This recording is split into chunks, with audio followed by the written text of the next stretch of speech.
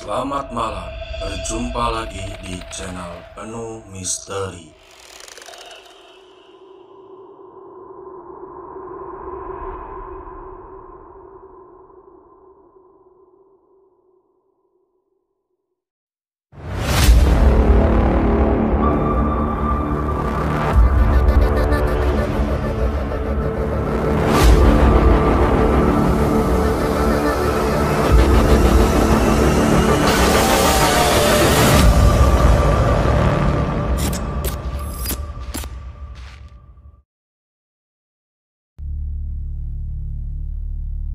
Terjadi di tahun 1988, berawal dari 3 orang pemuda yang bersahabatan dari sejak kecil.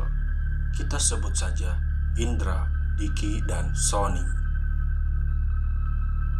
Mereka selalu bersama sejak kecil hingga dewasa, bahkan bisa dibilang memiliki hobi yang sama. Saat masih sekolah, Diki dan Sony melanjutkan sekolahnya sampai lulus. Hanya si Indra yang tidak dilanjutkan sekolahnya. Dia memutuskan untuk tidak melanjutkan sekolahnya karena faktor ekonomi. Ketika si Indra keluar dari sekolahnya, dia mengembala kerbau bersama bapaknya. Karena di zaman itu, kerbau adalah sumber pencarian rezeki bagi keluarganya. Si Indra ini terkadang membantu bapaknya untuk membajak sawah warga yang ada di kampungnya. Dan dia selalu mendapatkan imbalan dari bapaknya. Di samping itu pula, si Indra ini ternyata suka melihat orang yang sedang berlatih silat. Karena di kampung tetangga memang ada perguruan silat yang dipimpin oleh Kang Sukma. Karena keseringan melihat pencak silat di kampung tetangga, si Indra ini mulai tertarik dan memutuskan untuk ikut berlatih. Namun pada saat itu keadaan si Indra masih kecil. Jadi Kang Sukma sebagai guru silat menolaknya. "Engke Wendra lamun geus gede," ucap Kang Sukma. "Tapi mun nempo mah wiosnya Kang," jawab si Indra.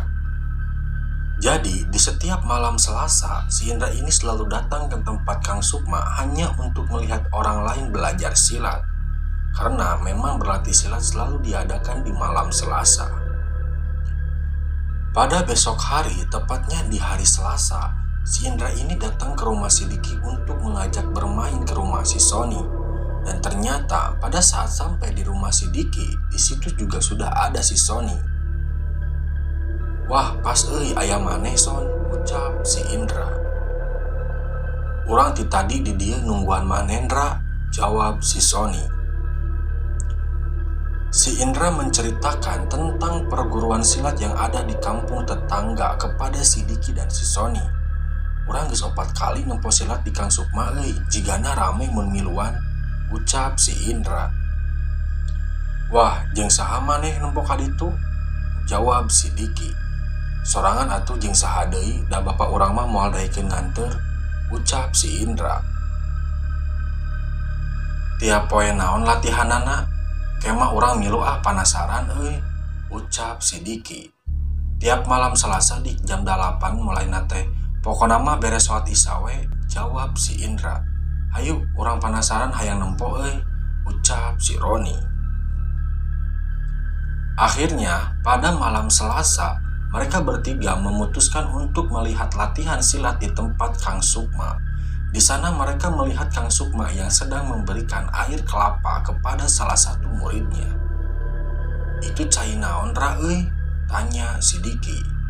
"Cai kalapa tadi urang nempo mah," jawab si Indra. "Nah meh naonnya?" jawab si Diki.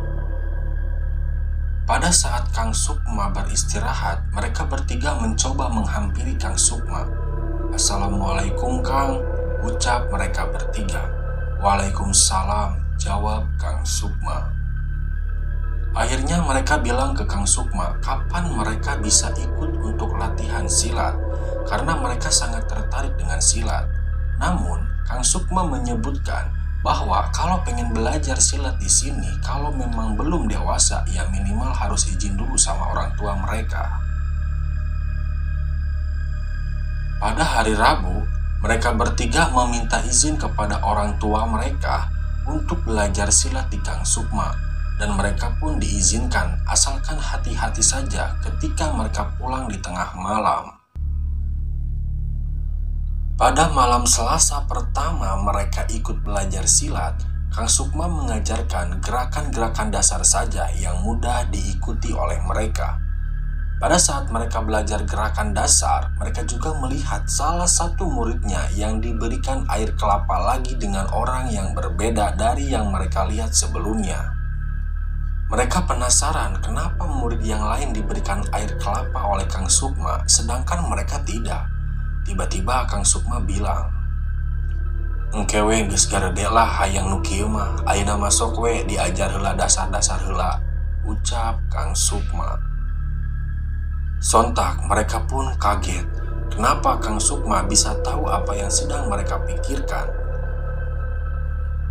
Latihan silat pun telah selesai. Mereka memutuskan untuk pulang karena mereka harus jalan kaki menelusuri pinggiran sawah. Karena memang letak rumah Kang Sukma ini bisa dibilang agak jauh juga dari pemukiman warga. Pada saat di jalan, mereka sempat mengobrol perihal air kelapa yang diberikan kepada murid yang lain dengan orang yang berbeda. "Panasaran eta cai kalapa jang naonnya," ucap si Sony. "Heueuh jeung merena teh beda-beda jelema euy teu ka hiji jelema kitu," jawab si Indra. Di sisi lain, pada saat perjalanan pulang, entah kenapa si Diki ini terdiam seolah-olah obrolan si Sony dan si Indra ini tidak didengarkan. "Diki, ari maneh kunaon repeh wae?" tanya si Sony. "Capeun meureun son, matak repeh wae ge," sahut si Indra. Pada saat tiba di kampung, mereka pun memutuskan untuk pulang ke rumah masing-masing. Pagi pun tiba. Seperti biasa, mereka melakukan aktivitas masing-masing di pagi hari sampai menjelang sore. Si Indra ini berniat untuk main ke rumah si Diki karena si Sony sudah berada di sana. Mereka pun ngobrol dan bercanda seperti anak-anak pada umumnya. Tiba-tiba si Indra ini teringat dengan kejadian di mana pada saat pulang latihan, si Diki ini malah terdiam seolah-olah tidak mendengarkan obrolan si Indra dan si Sony. Di sini si Diki menjelaskan bahwa dia melihat ada orang di samping pohon bambu yang sedang duduk melihat ke arah mereka. Namun si Diki ini tidak berani untuk memberitahu si Roni dan si Indra, dikhawatirkan mereka lari ketakutan. "Ah, bohong maneh madik, kacapean meureun jadi salah tempo," ucap si Indra. "Matakna miluan ngobrol dik, jadi tengah huleng," sahut si Sony. Dengan seiringnya waktu, mereka telah melalui banyak latihan silat dari dasar 1 hingga dasar 2. Dasar ini bisa dibilang tingkatan kenaikan sabuk di perguruan silat Kang Sukma. Di saat sedang latihan, tiba-tiba Kang Sukma memanggil mereka. "Ra, kadarieu sakedeung," ucap Kang Sukma. "Nuhun Kang, aya naon?" jawab si Indra. "Malam Salasa hareup marane mawa kalapa anu utuh keneh nya, ulah anu geus dipesek," ucap Kang Sukma. "Mohon Kang, siap," jawab mereka bertiga. "Sok ayeuna mah marulang we, tapi kahade lamun pas di jalan panggih jeung saha wae rek nu wau atawa anu henteu, lamun ditanya ulah ngajawab, cukup seuri hungkul we nya," ucap Kang Sukma. Mereka pun berpamitan kepada Kang Sukma dan kepada murid lainnya untuk pulang duluan. Saat di jalan menuju pulang, mereka merasa senang. Pada akhirnya mereka akan tahu apa yang dilakukan Kang Sukma dengan air kelapa itu. "Akhirna dititah mawa kalapa oge euy," ucap si Indra. "Heueuh asalila, padahal mah geus panasaran ti awal ge eta cai kalapa jang naon kitu," ucap si Sony. "Nyanjang nginum atuh, maknya jang kukumur mah," jawab candaan si Diki. Mereka pun tertawa sambil berjalan menelusuri sawah yang biasa mereka lewati. Saat perjalanan pulang, tepatnya di depan pohon bambu, mereka melihat ada orang yang sedang duduk membelakangi mereka seperti orang yang sedang menatap pesawahan. "Dra, itu Nini Kokom lain," ucap si Sony.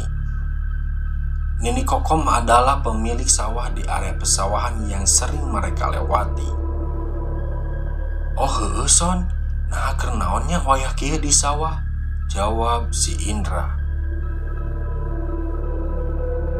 "Keur ngusir beurit meureun me sawahna teu pejet," sahut si Diki. "Hayu urang sampeurkeun, urang bantuan ngusir beuritna karunya sorangan," jawab si Indra. Mereka pun menghampiri nenek Kokom yang sedang duduk di sawahnya. "Ni keur naon wayah kieu di sawah?" tanya si Sony. "Nya ni naha teu tiris kitu," sahut si Indra. Namun di sini nenek Kokom tidak menjawab ucapan mereka. "Toel geura da geus kolot bisi teu kadengieun," sahut si Diki. Mereka pun mendekati nenek Kokom lebih dekat, dan si Indra ini menepuk tangan nenek Kokom tepat di bagian atas. Pada saat nenek Kokom ini menoleh ke arah mereka,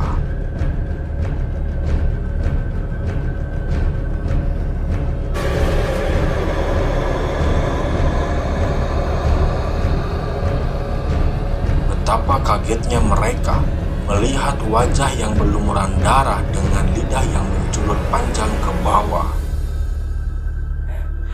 Sontak, si Sony dan si Diki langsung lari ketakutan karena melihat wajah siluman yang sangat menyeramkan. Sedangkan si Indra ini malah terdiam kaku, tidak bergerak sedikit pun. Setelah si Diki dan si Sony ini tiba di ujung pesawahan, mereka tersadar bahwa si Indra ini tidak ikut lari bersama mereka. "Dik, si Indra mana dik?" ucap si Sony. "Jigana di ditu teu milu lumpat euy," jawab si Diki. "Hayu urang sampeurkeun bisi kunaon," jawab si Sony. Mereka berdua memberanikan diri untuk kembali ke tempat di mana mereka meninggalkan si Indra. Pada saat tiba di lokasi, ternyata si Indra ini sudah tidak ada di sana. "Ih, si Indra di mana, Dik?" ucap si Sony. Mereka pun panik dan berusaha mencari keberadaan si Indra di area pesawahan. Setelah berusaha mencari dan memastikan si Indra ini tidak ada di lokasi, mereka memutuskan kembali ke rumah Kang Sukma untuk meminta tolong karena ditakutkan si Indra ini benar-benar dibawa oleh siluman. Saat mereka berjalan menuju rumah Kang Sukma, tepat di dekat pohon bambu terdengar suara geraman yang sangat menyeramkan. "Dik, eta suara naon dik?" ucap si Sony. "Dra, Indra, Son, eta bisi si Indra Son," ucap si Diki. Tiba-tiba ada yang menyerang mereka dari arah pohon bambu dengan tenaga yang sangat kuat. Si Diki dan si Sony pun terpental akibat serangan itu. Ternyata yang menyerang mereka adalah si Indra yang sudah kerasukan. Mereka mencoba menahan si Indra, namun lagi-lagi mereka terpental karena tenaga si Indra ini sangat kuat. Ditambah mata yang menyala berwarna merah dengan geraman yang sangat menyeramkan. Mereka pun membaca ayat-ayat Al-Quran sebisa yang mereka mampu. Di sini badan si Indra mulai melemah dan sudah tidak lagi menggeram. Akhirnya si Indra pun tersadar dari kerasukannya. "Leuleus dik, tulungan urang," ucap si Indra. "Istighfar Indra, hayu urang balik," ucap si Diki. Mereka berdua berusaha untuk menenangkan si Indra sebelum mereka memutuskan untuk pulang. "Nah, urang aya di kebon awi dik," ucap si Indra. "Geus engkewe ngobrolna, ayeuna mah hayu urang balik heula," jawab si Diki. Pada saat perjalanan pulang, si Diki dan si Sony menggendong si Indra secara bergantian sampai ke rumahnya karena si Indra masih dalam keadaan lemas. Saat tiba di rumah si Indra, bapak si Indra ini bertanya, kenapa si Indra sampai lemah seperti ini?